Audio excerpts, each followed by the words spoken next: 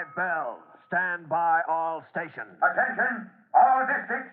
A 5-alarm fire. 5 bells. Move in immediately. That's it. Let's roll. Let's go. Firefighters.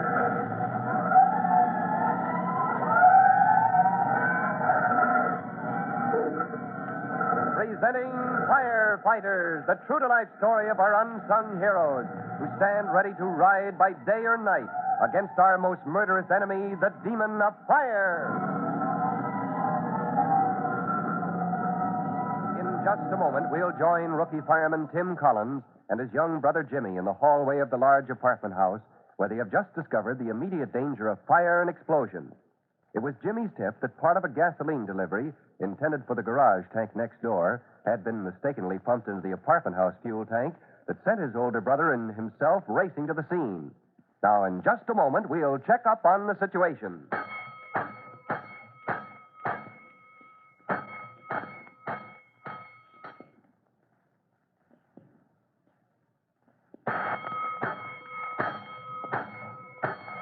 Let's go, firefighters. Let's go to that apartment house next to the garage where every minute brings closer the danger of gasoline being fed into the furnace in the basement.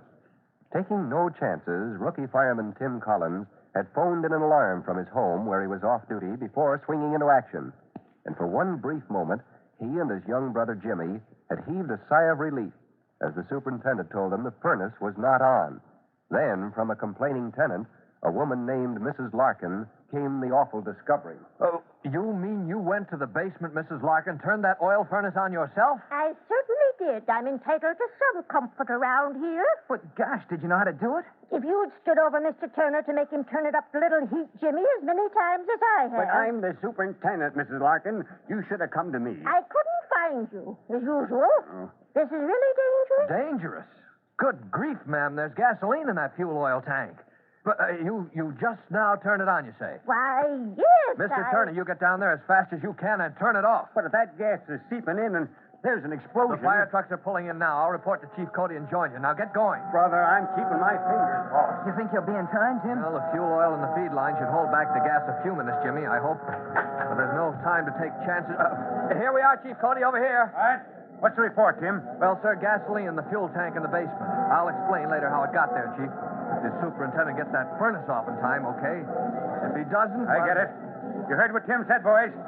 Check for the street entrance to the basement. Get your equipment in there fast. There's a garage next door, Chief. That's bad. Oh, you, Al? Get over next door. Warn them to get ready for possible explosion and fire. Jake, if this block isn't roped off in 2 minutes flat, I'll have you polishing grass. An awful lot of people live in this building, Chief. We started getting them out already. Good for you, Jimmy. Wait a minute, lady. I'm going to my apartment, save a few things. No, you're not.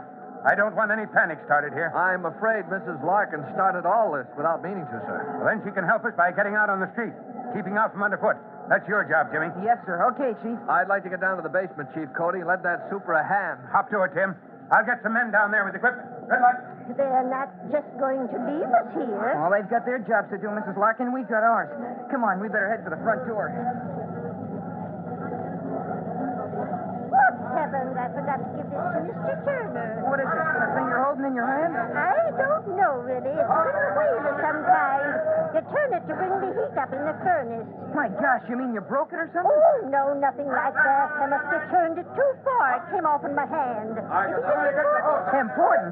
Gee whiz, if it's part of the control for turning the heat up, you have to have it to turn it off. And my brother Tim's gone down there to... Oh, I better do something about that fast. Meanwhile, Jimmy's older brother Tim has reached the furnace room in the basement. To his surprise, he sees the superintendent leaning against the metal door, his face bathed in perspiration. What's the matter, Mr. Turner? Did you get that furnace off? No, Tim. I did the best I could, but... Well, that's not good enough. Let's go. You can hardly step inside there. It's so hot. See? Furnace blazing hot. Sounds like she's shaking herself to pieces. Well, don't worry. Asbestos suit and gloves, we'll get You it. could get right up next to her. It wouldn't do any good. The control's gone. A regulator? Yeah, that fool woman and her meddling.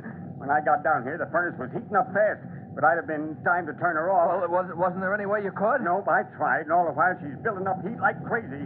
Gasoline's been seeping in with the fuel, bit at a time. Well, that's why there wasn't any explosion. Where's your fuel tank? Other end of the basement, up high. It's built out under the sidewalk. Well, let's get to it. That fuel line, that pipe is like a fuse leading to a keg of dynamite. Come on, help me close this door. Sure. Maybe if you firemen can get your hose down here. Are you crazy? Water and gasoline? That furnace would blow up. That little room would be like a sea of burning gas and oil. You said a mouthful, Tim. Oh, hello, Chief. Furnace is out of control, huh? Yes, sir. Sorry, Chief Cody, but we're in a fine spot. We've been in them before, son. Didn't I hear you say you were heading for the fuel tank? Yes, sir. It's over here. Come with me. We smashed through your street entrance to the basement, Turner. Yeah. My men will be getting a load of sand in any minute. Well, that furnace room is a furnace in itself, Chief. Not much they can do in there, I'm afraid. They'll do the best they can, Tim. Holy smoke, Turner. That's your fuel tank where that pipe goes in up there? Yes, sir. It extends out under the sidewalk on a shelf. Oh, Chief, this end of it, it's all bricked up. Brick and concrete, except for that little opening up there. Well, that's fire regulations, Tim. You're not supposed to leave your tank standing in the open. No, but good grief, man. You're not supposed to make it impossible to get at. There must be a valve or petcock close to the tank to turn the fuel off at the source. Well, there is. I'm sure of that, only I never had any occasion to use it before. Well, we do now, and how? This whole place could go up like an ammunition dump any minute. Look, there's a barrel. Yeah. Give him a hand rolling it over here, Turner. Yeah, sure. If you climb up on it, Tim, we may be able to reach into that opening. Shut off the feed line from the tank, huh? Yeah, that's the idea, Chief. Yeah. There we are. It was the super before me bricked this up, Chief. Even though the tank's up high, I'd have left an opening so you could get through without trouble. Well, never mind that now. Here, take my flashlight, Tim. Yes, sir. I'll give you a hand up. Yep. All right. All right, that does it, Chief Cody. I can see that petcock on the tank, but I couldn't reach in that far in a month of Sundays. You mean you can't get at it? No, sir. That opening's so small a man couldn't get through it. Oh, blast all superintendents who seal their tanks up so you can't get at them. Look out, Turner. We're coming down. We better get out of here while we're still alive. Well, whoever walled that tank up left so much space between it and the petcock, you just can't reach it, Chief. Well, we'll just have to smash our way through. Let's get back upstairs for equipment and men. You haven't got time to do that. That's the only way to shut off the feed line to the furnace. You don't get me down here again, not with this whole place ready to blow sky high any minute. Nobody's asking you. That's our job. Well, it'll be ticklish work, Chief. Working against time. You're telling me. I hope they've got the people out of this building. Yes, sir, and the block roped off. I can't order any man to take a chance down here smashing through that wall to get at a tank that may blow up in their faces. Well, so you ask for volunteers. And I'm the first, Chief. Let's get up those stairs. Yeah. As the three men race up the basement stairs and emerge into the hallway, the first person they see is young Jimmy Collins coming toward them. For Pete's sake, Jimmy, what are you doing in here? I thought I told you to get that Mrs. Larkin out of the building and stay out yourself, son. Oh, I didn't mean to disobey orders, Chief, but I had to come back. Well, we'll talk about that later, Jimmy. You get along outside and don't argue. Oh, I don't mean to argue, Tim, but I wanted to get down the basement and tell you something. But the firemen were making everybody move out, and they wouldn't let me in. Well, certainly not, Jimmy. Looks like they got most everybody out of the building now, Tim. Well, gosh, won't you listen to me? There's no time, Jimmy. You don't know what can happen here any minute. But I do. There may be an explosion because you couldn't turn that furnace off. How do you know that, son? Al, come here a minute, will you? When I got Mrs. Larkin outside, I found what she had in her hand. See? Well, that's the control part that was missing, Chief. That's why Turner couldn't shut off the furnace in time. Well, never mind that now. Oh, listen, Al. Get outside and ask for half a dozen volunteers.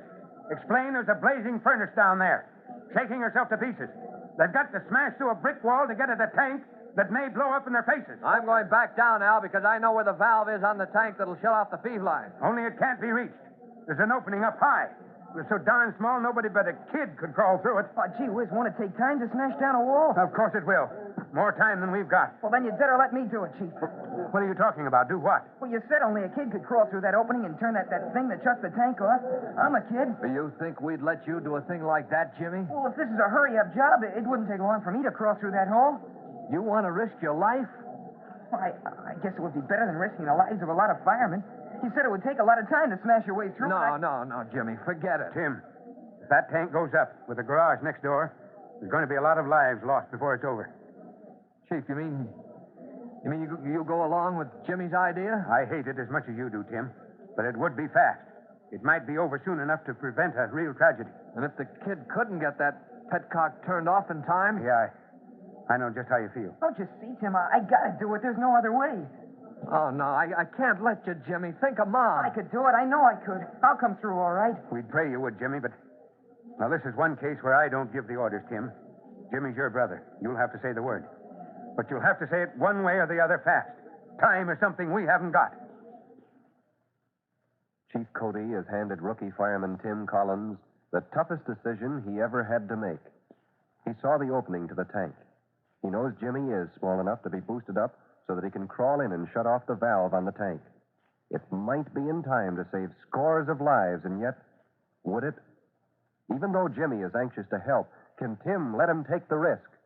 To learn what happens, be sure to listen to our next exciting episode of the Firefighters. In just a moment, Chief Bob Cody will tell you, boys and girls, how you can help the firefighters in your own town. But first, here's a message you ought to hear.